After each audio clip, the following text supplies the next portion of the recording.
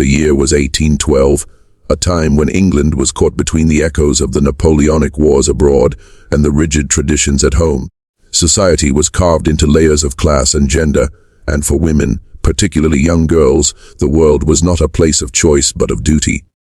It was within this strict, unforgiving structure that Eleanor Whitmore's fate was sealed. Eleanor was born in a modest household in the countryside of Derbyshire. Her father, a struggling tenant farmer, dreamed of rising above his station, but found himself increasingly suffocated by debts and poor harvests. Her mother, hardened by years of labor and endless childbearing, believed that a daughter's highest purpose was to secure a marriage that might lift the family's burdens. Eleanor, however, was not like the other girls of her village. She was curious, quick to learn, and fond of wandering the fields with a book tucked under her arm, though few were available to her. Her bright spirit and youthful laughter made her well loved in the village. But none of that mattered in a society that valued girls not for their minds, but for their marriages. At 15 years old, Eleanor was considered ripe for marriage, though she was still, in heart and body, very much a child. That year, a wealthy landowner named Edmund Harrow, a man nearing 40, took interest in her. Edmund was widowed with no children to inherit his lands. To the Whitmores, his proposal seemed like providence. They imagined security, protection, and the prestige of tying their daughter to one of the richest men in the county. For Eleanor, however, it was a decision made without her. Her tears, her pleas, even her silence, none were considered. In the spring of that year, Eleanor became a bride against her will. The ceremony was grand by village standards, the church decorated with lilies, the bells ringing with cheer, the neighbors whispering of her family's good fortune. But behind Eleanor's pale face and trembling hands lay a storm of fear. She had been dressed in fine lace, her hair braided with ribbons. Yet she felt like a lamb being led to slaughter. Her friends giggled at the thought of her good luck. But Eleanor knew her life as she knew it had ended. That first night, as she was led into the cold halls of Harrow Manor, Eleanor felt the crushing weight of her new role. No longer a girl, no longer free. She was now a wife, though she scarcely understood what that meant. Edmund was not cruel in the sense of a tyrant, but his presence was suffocating. He spoke little to her, except in commands, and treated her more like a possession than a partner. He reminded her constantly that she was fortunate to have married into wealth, that her family had been rescued from ruin, and that she owed him obedience for this gift. Eleanor's days became a cycle of loneliness. She wandered through cavernous rooms too large for her, corridors that swallowed her footsteps, and gardens that felt like gilded cages. Servants obeyed her, but did not befriend her. She was their mistress, but in truth, a frightened child playing a role she did not understand. Her body ached with the burden of expectations, and her heart longed for the innocence of her past. Her days of laughter in the fields, her secret dreams of learning, her yearning for a life not bound by duty. The most painful aspect of her new life was the loss of voice. In her father's cottage, she had spoken freely, laughed openly, and sometimes even argued with her parents. In Harrow Manor, however, her words carried no weight. When she expressed sadness, she was told she was ungrateful. When she asked questions, she was told it was not her place. When she cried, she was ignored. Slowly, her voice became quieter, her laughter disappeared, and her spirit dimmed. She learned to fold her hands in silence, to bow her head, to pretend obedience while hiding her anguish within. Yet, even in this suffocating silence, Eleanor nurtured a spark of defiance. She began to watch closely how Edmund dealt with tenants, how money was counted, how contracts were signed. She noticed the way men spoke with authority and how women were pushed aside. Though she could not speak outwardly, inwardly she kept record of every injustice, every insult, every instance of being dismissed. She wrote them secretly in a small notebook she hid beneath her bed, using scraps of ink and paper smuggled from the study. It was her only act of rebellion, a silent assertion that she was more than just a bride, more than just a wife. The villagers, of course, saw none of this. To them, Eleanor appeared the picture of good fortune, a young girl who had married well, whose family had risen in status thanks to her. They admired her gowns, her carriage rides, her position as mistress of a grand estate. Few guessed that behind her delicate smile and polite nods lived a girl who still cried herself to sleep. Eleanor's innocence was not simply stolen, it was sacrificed upon the altar of survival. She had been bartered like a coin exchanged for her family's security.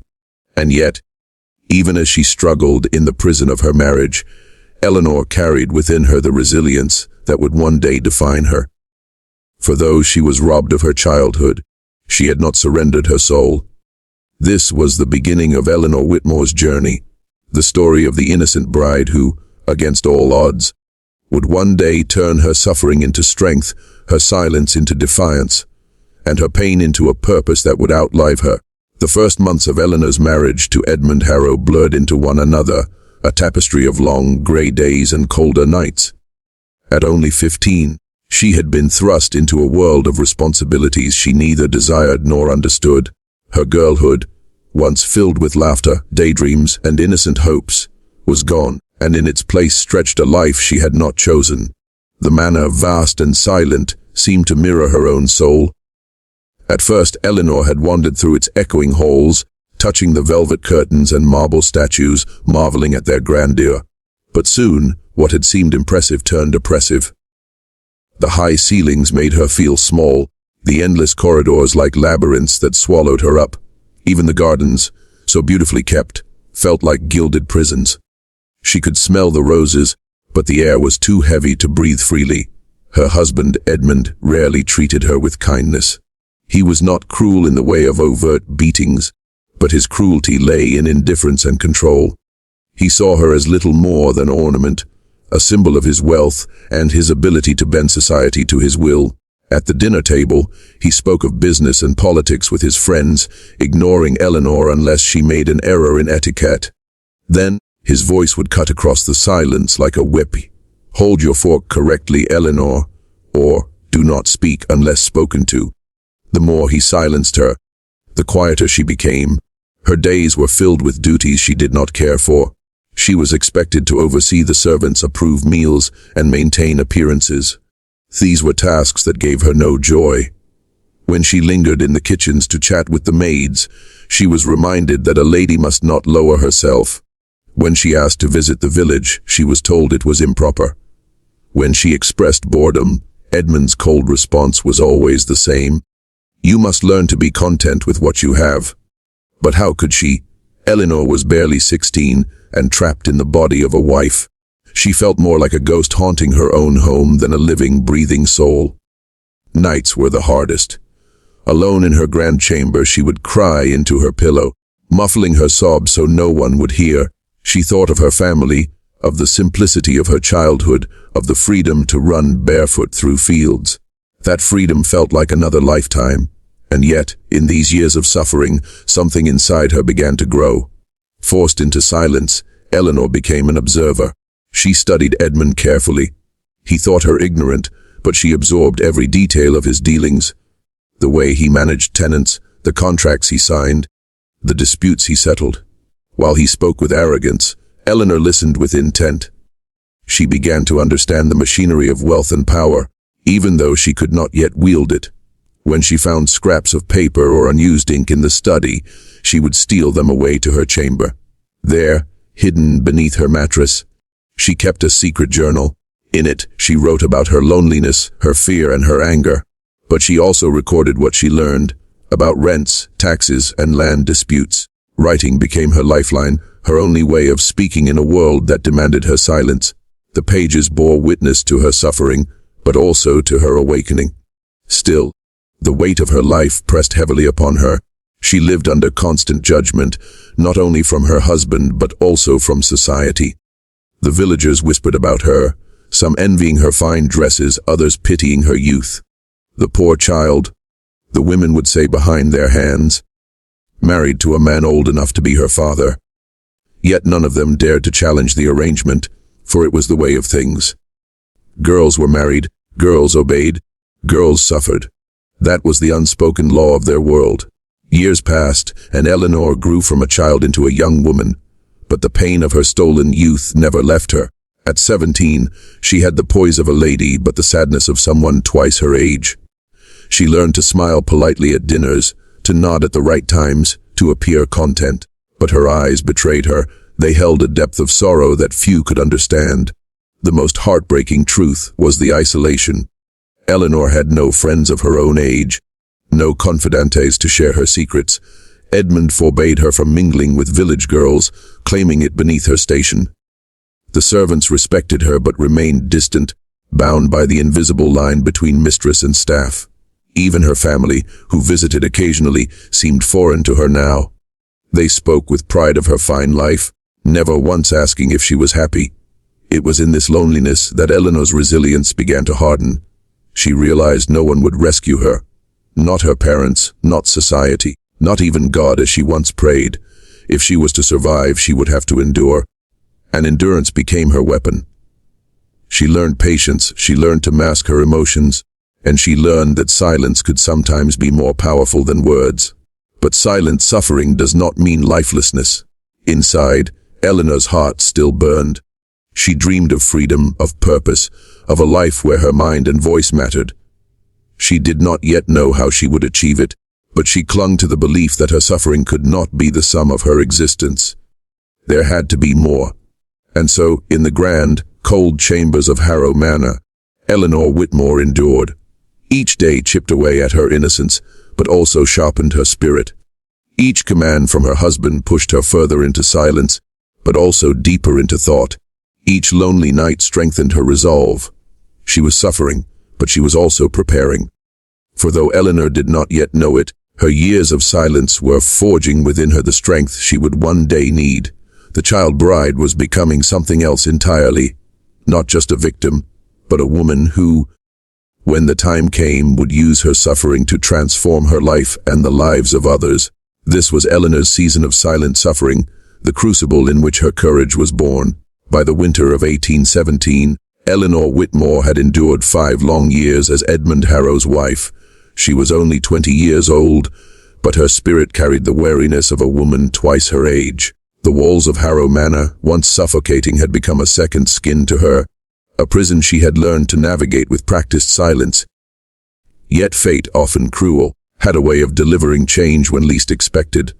It began with Edmund's cough. At first, it was small and dismissible, the kind of winter ailment most men ignored. But as weeks passed, his cough deepened, his skin grew pale, and his once commanding voice weakened to a rasp. He became irritable, barking orders from his bed, demanding remedies from physicians, and lashing out at Eleanor more frequently than ever. She cared for him dutifully, fetching medicines, arranging blankets, and sitting through long nights listening to his labored breathing. On the surface, she was the picture of a loyal wife. Inwardly, she was conflicted. For years, Eleanor had prayed for freedom, even dreamed of escaping the gilded cage that bound her. Now, with Edmund's health failing, that freedom loomed before her. But it came draped in sorrow. She could not rejoice in his suffering, but neither could she deny the flicker of hope that stirred inside her. By early spring, Edmund's decline was undeniable. Physicians visited more often, their faces grim, their words carefully chosen. Consumption, they whispered. His strength ebbed with each passing day. For a man so accustomed to control, the illness was a cruel thief, stripping him of power and dignity. His commands turned to pleas, his arrogance to bitterness. Eleanor witnessed it all in silence, nursing him with steady hands but an unreadable face. One cold March morning, Edmund slipped into stillness. The servants found him, and a hush fell over the manor. At 20, Eleanor Whitmore became a widow. The village responded with sympathy. Neighbors murmured about the poor young widow left behind, some with pity, others with envy. For most women, widowhood meant vulnerability, a return to dependence on family or a swift remarriage arranged by relatives. But Eleanor's situation was different. Edmund, with no children or close kin, left his estate in her name.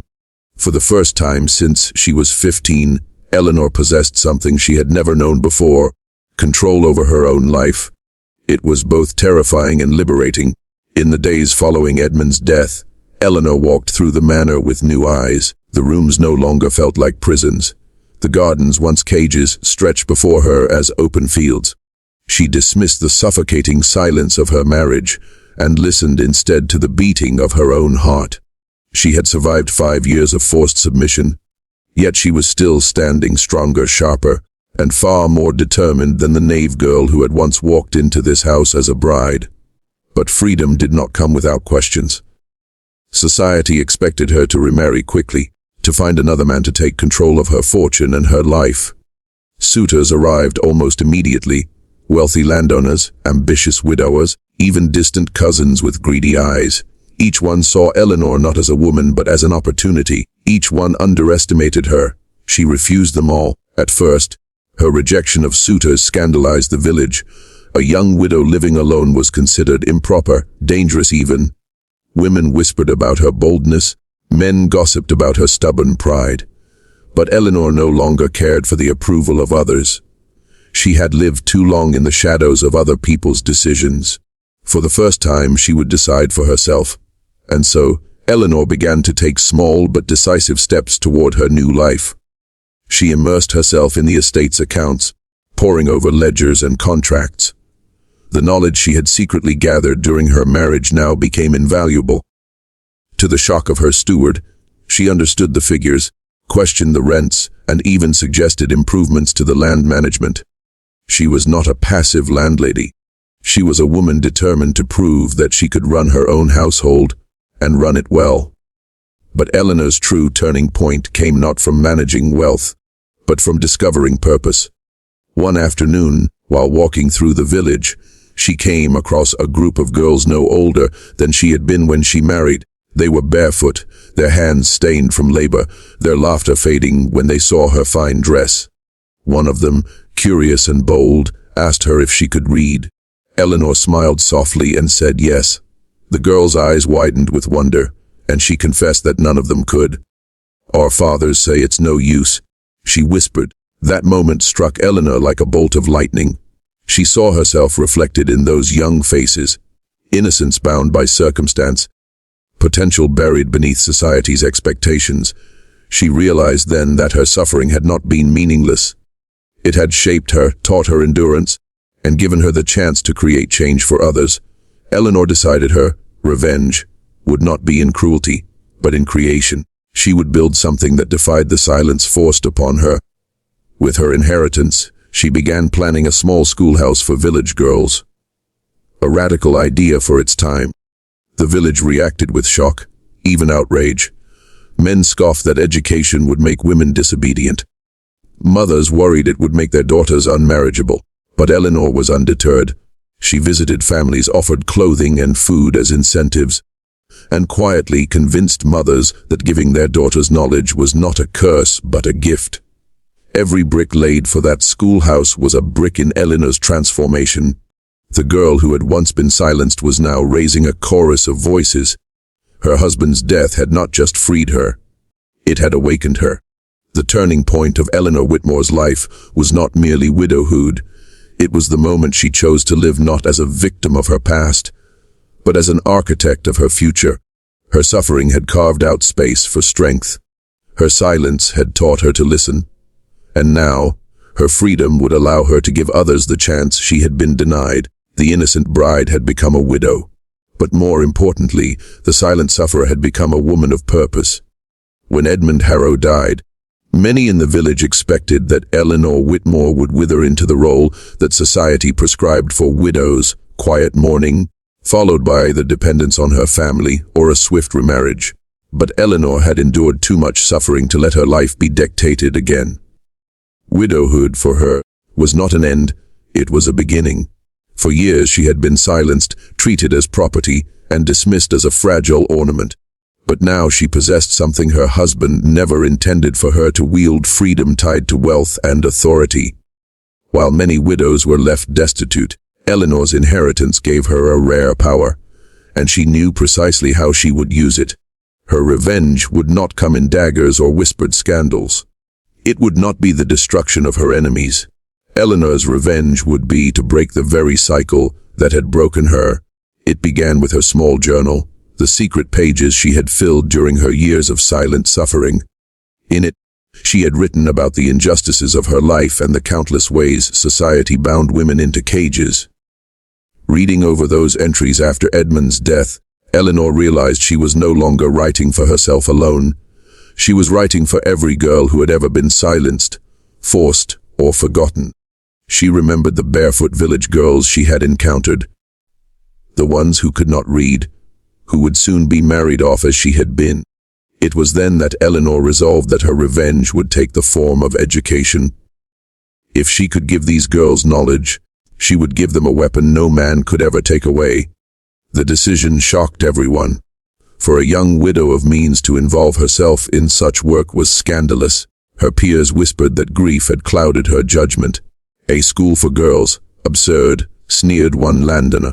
What use is reading when her duty is to cook and bear children? Even the local vicar, though polite, tried to dissuade her. Education may encourage disobedience, Mrs. Whitmore. A woman's virtue lies in her humility. But Eleanor was no longer the timid bride who bowed her head and obeyed. With calm determination, she replied, "Then let humility be balanced with knowledge, Reverend. For ignorance has never made a woman holy." Ignoring the disapproval, she invested her inheritance into constructing a small stone building at the edge of the village. She hired a young governess from London, Miss Clara Pembroke, who shared Eleanor's belief that girls deserved the same learning as boys. Together, they created a curriculum of reading, writing, arithmetic, and even geography, a subject that opened the girls' minds to worlds beyond their small parish. Families were hesitant at first. Fathers scoffed, unwilling to let their daughters waste time when they could be working in the fields or preparing for marriage. Mothers feared gossip, worried that an educated girl would never find a husband. But Eleanor, with patience and cunning, found ways to win them over. She offered to provide food and clothing for the poorest girls. She spoke privately to mothers, reminding them how different their own lives might have been if they'd been allowed to read. She visited the village weekly, not as a grand lady, but as one of them, listening to their troubles, offering kindness. Slowly, girls began to appear at the schoolhouse, their nervous steps growing bolder as days passed. The first time Eleanor stood before the classroom, she was overwhelmed. 20 small faces looked up at her, some shy, some eager, all filled with potential. She remembered herself at that age, a girl full of dreams, silenced too soon. Now she would ensure these girls' voices would not be taken. "Your words matter," she told them. "Never let anyone convince you otherwise. What you learn here will stay with you, even when the world tries to bind you. Knowledge is a freedom that cannot be stolen." As weeks turned to months, Eleanor saw transformation. Girls who once could not recognize letters now wrote full sentences. They read poems, solved sums, and asked questions that startled even their parents. Their laughter filled the small stone walls, and for Eleanor, that sound was sweeter than any church bell. But her defiance was not without consequence. Local gentry shunned her at gatherings. Suitors who once sought her hand now avoided her, declaring her too bold, too unnatural. Gossip painted her as a woman with dangerous ideas, some even whispering she must be bewitched. Yet Eleanor did not flinch. She had lived through worse. Mockery was nothing compared to years of forced silence. Besides, she had something society's scorn could not take away: the gratitude of the families who began to see the value in her mission. When a village girl read aloud to her ill mother, or calculated fair prices at the market, even the most skeptical fathers began to soften. Eleanor's revenge was working, not through anger, but through undeniable proof of change. By the time Eleanor reached her mid-30s, the school had grown. Girls from neighboring villages came to learn, some walking miles each day. A few even went on to become teachers themselves, spreading knowledge further than Eleanor ever dreamed. She never remarried. When asked why, she would smile softly and say, "Because I am already wedded to a greater cause." Her life was not free of loneliness, nor was it without criticism. But Eleanor carried within her the quiet satisfaction of knowing she had broken the cycle. She had turned her pain into purpose, her silence into a movement, her forced suffering into a gift for others.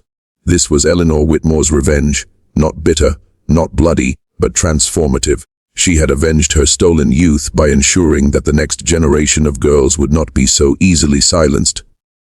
Where others saw a tragedy in her widowhood, Eleanor saw opportunity. She had been denied a childhood, but she gave one back to others. And so, long after her name faded from the ledgers of the gentry, it lived on in whispered gratitude. Mothers told their daughters of the widow who defied society. Teachers remembered the woman who first gave them books, and the girls who once sat at her schoolhouse desks carried her spirit into the world. For in the end, Eleanor Whitmore's greatest act of vengeance was not in destroying her oppressors, but in rebuilding the future. By the late 1820s, word of Eleanor Whitmore's school for girls had spread far beyond her small Derbyshire village. To the families who had entrusted their daughters to her care, she was a blessing. To the girls whose eyes now danced with knowledge, she was a savior. But to the upper classes and much of society, she was a threat. The England of 1812 into the 1830s was not a place kind to women who defied the roles prescribed for them. Respectable widows were meant to dress in black, keep their heads bowed in piety, and live quietly until death or remarriage claimed them. Eleanor, however, had shattered that expectation. She ran her estate independently, refused to remarry, and invested her wealth not in land or fashion, but in the education of girls, an act many saw as nothing short of rebellion. The whispers began harmless enough. At Sunday service, ladies exchanged glances and muttered behind their gloves, "They school for girls." They sneered, "It will make them uppity." Local landowners scoffed when Eleanor declined their invitations, calling her haughty. But the more her school succeeded, the sharper the criticism grew. Some claimed she was encouraging disobedience. "Mark my words," one farmer warned. "These girls will refuse marriage and shame their families." The village vicar, who had once cautioned Eleanor gently, now spoke against her from the pulpit. "A woman's virtue lies in her obedience," he preached, "and it is a dangerous path when she learns to question."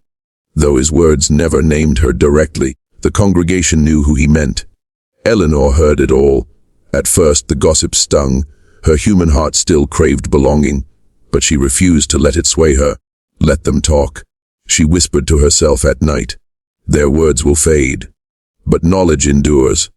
It wasn't long before whispers became direct confrontation. A group of fathers, frustrated that their daughters were spending hours at school rather than laboring at home, arrived at the manor demanding answers. "You are filling their heads with nonsense," one barked. "What use is arithmetic to a girl who must churn butter?" Eleanor stood, calmly, her hands folded, her eyes steady. "If your daughter can count," she replied, "then no man can cheat her in the market. If she can read, she will not be blind to the world beyond these fields." "Is that nonsense?" The men grumbled, unconvinced, but her resolve silenced them. They left with muttered curses, but none dared strike against her openly, for Eleanor's wealth and position made her untouchable. And yet, even as society turned against her, Eleanor found quiet allies. Mothers began to confide in her, thanking her for what their daughters had become. One whispered through tears, "I never knew my child was clever until she read aloud to me. You've given her a gift I could not." Even some fathers, once skeptical, softened when they saw the benefits. A farmer admitted, grudgingly, "My girl keeps the accounts better than I ever could. Perhaps there's sense in it after all." These small victories warmed Eleanor's heart. They reminded her that true change was never easy, but always worth fighting for. Still, the cost of her defiance was steep. Eleanor was increasingly isolated from her peers. She was no longer invited to dinners or harvest balls. Suitors abandoned their pursuit, declaring her too opinionated and unfit for proper society. Even her family, though respectful, grew distant, embarrassed by her notoriety. Loneliness became her constant companion. There were nights when she sat by the fire, listening to the wind howl through the old manor, and wondered if the price was too high. Would it have been easier to remarry, to live quietly, to conform? Perhaps. But then she thought of the girls, of the way their faces lit up when they read their first book, of the confidence in their voices as they solved problems aloud. That vision renewed her strength. Eleanor realized something profound. Her battle was not just against individuals, but against an entire system. Society feared educated women because education gave them choices, and choices made them harder to control. She was not simply teaching girls to read, She was teaching them to see themselves as human beings, not possessions. One winter, when the school was at its busiest, a petition was raised by several landowners to close it down. They argued it was corrupting the morals of the village, distracting daughters from their proper duties, and stirring rebellion. The petition reached the magistrate, and Eleanor was summoned to defend herself. She entered the courtroom dressed not in mourning black, but in dignified gray, her head held high. The magistrate asked if she denied the charges. Eleanor's voice was calm but firm. "I do not deny that I am educating girls. I am guilty of giving them knowledge. If that is a crime, then I stand proudly accused. But I ask you this, is ignorance a virtue? Does it make a woman better to be blind, to be silent, to be powerless? I suffered such a fate. I will not see others suffer the same." Her words rippled through the room. The magistrate, though conservative, knew there was no legal ground to close her school. The petition was dismissed. Eleanor had won, not just a battle, but a declaration of her place in society. From that day forward, Eleanor became more than just a widow running a school. She became a symbol of resistance. To some, she was dangerous. To others, she was inspiring. Young women admired her courage, mothers praised her strength, and even men who once scoffed began to acknowledge her determination. Though she remained controversial, Eleanor no longer cared for approval. She had found her purpose. Her suffering had given her resilience. Society's scorn had given her clarity. Standing against society was never easy, but it was necessary. By the time Eleanor entered her 40s, her influence had spread beyond her village. Other communities began to open schools for girls, inspired by her example. Letters arrived from women she had never met, thanking her for proving that resistance was possible. Her revenge had grown into something larger than herself. She was no longer merely defying her late husband's memory or the whispers of her neighbors. She was defying an entire system that sought to keep women silent. Eleanor Whitmore had stood against society, and in doing so, she had changed it. By the time Eleanor Whitmore reached her 50s, her hair streaked with silver and her hands lined with years of labor, she was no longer seen merely as the wealthy widow of Edmund Harrow. She had become something far greater, a living legend in her village, a woman who had turned her suffering into a force for change. The small school she had built in defiance of society's expectations had grown into a thriving institution. Where once a handful of hesitant girls gathered with timid curiosity, now dozens arrived each season, carrying books in their arms and determination in their eyes. Some walked miles across muddy lanes, others came from neighboring parishes, and a few even lodged with relatives to remain close to the school. What began as one widow's act of rebellion had become a movement.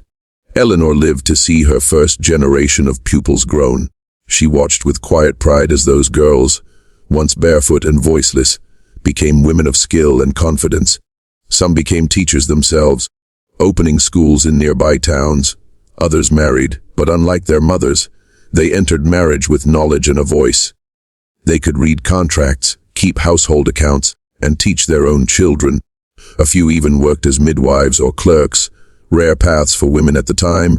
One of her brightest students, Mary Fletcher, had once been mocked for her wild ideas. Yet under Eleanor's guidance, Mary became a teacher, standing before her own classroom with the same fire Eleanor had once carried.